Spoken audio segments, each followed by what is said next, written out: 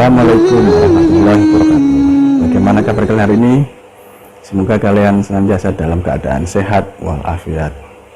Seperti yang kalian ketahui, pada saat ini proses belajar mengajar belum dapat kita laksanakan karena adanya wabah virus corona.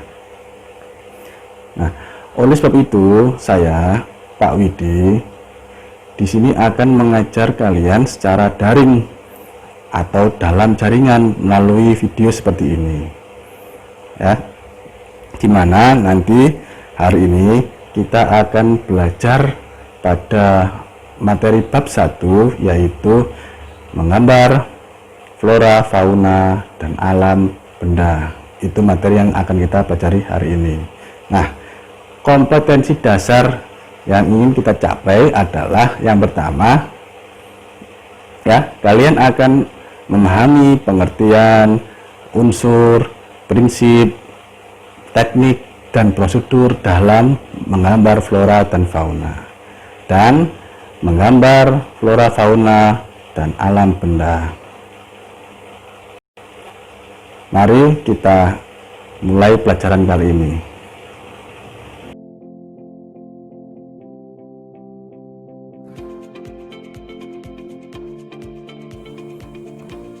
Menggambar flora, fauna, dan alam benda.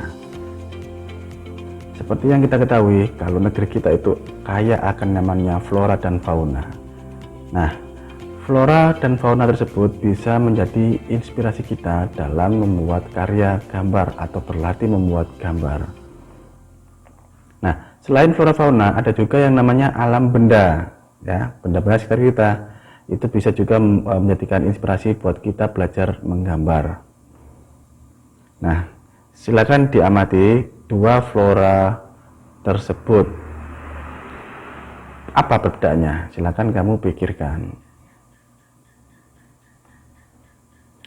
Nah, sekarang kamu lihat dua gambar fauna tersebut, ya, dua ekor burung itu. Tahu nggak perbedaannya apa? Kemudian yang ketiga, perbedaan dua gambar alam benda tersebut. Apa perbedaannya?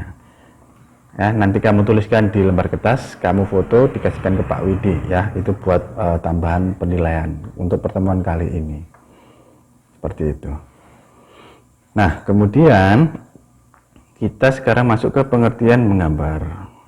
Gambar merupakan bahasa universal yang dikenal sejak zaman prasejarah, ya. Jadi sebelum manusia mengenal tulisan, itu manusia sudah mengenal gambar. Seperti gambar itu contohnya di dinding-dinding gua, ya, gua Lascaux di Perancis sana, ada gambar-gambar cap tangan, gambar-gambar hewan. Jadi manusia primitif zaman dulu prasejarah sudah bisa menggambar, ya. Itu bahasa mereka untuk memvisualkan, menceritakan kehidupan mereka. Selain itu, menggambar juga sebagai sarana untuk mengekspresikan diri kita. Kita berekspresi, kita ungkapkan dalam bentuk karya lukis atau gambar. Nah, sekarang ke prinsip-prinsip menggambar. Prinsip menggambar itu sangat kita perlukan untuk penguasaan dalam kita membuat lukis biar menarik, ya. Yang pertama ada prinsip komposisi. Komposisi itu dibagi tiga. Yang pertama, komposisi simetris. Simetris itu komposisi atau penata letakkan itu yang memiliki ukuran sama, misalkan kanan dan kiri, ya, memiliki ukuran sama, atau atas, bawah, depan, belakang, itu sama, imbang. Kemudian yang kedua ada komposisi asimetris, antara sisi satu dengan sisi lain itu enggak sama, ya, tapi kalau kita lihat itu memiliki keseimbangan. Yang ketiga ada komposisi sentral, yaitu pusatnya itu ada di tengah, ya, interestnya itu, dominannya terlihat di tengah. Nah, kemudian setelah komposisi ada proporsi, yaitu perbandingan ukuran. Kalau kita menggambar, kita lihat objek kita dan gambar kita. Yang ketiga ada keseimbangan dan ada kesatuan, ya. Nah, kemudian kamu belajar nggak hanya melihat video ini, ya, tapi nanti kamu belajar lagi dari sumber buku, internet, atau artikel, ya. Jadi kamu biar banyak sumber. Nah, kamu lihat, ya, itu media-media dalam menggambar, ada kertas, pensil, kemudian krayon, ya, juga ada teknik-tekniknya. Kamu lihat video itu contoh dari menggambar flora atau tanaman atau bunga, ya. Pertama kita buat ceket dulu atau garisan awal, nah kemudian baru kita beri sentuhan warna. Itu yang di video menggunakan teknik kering, ya.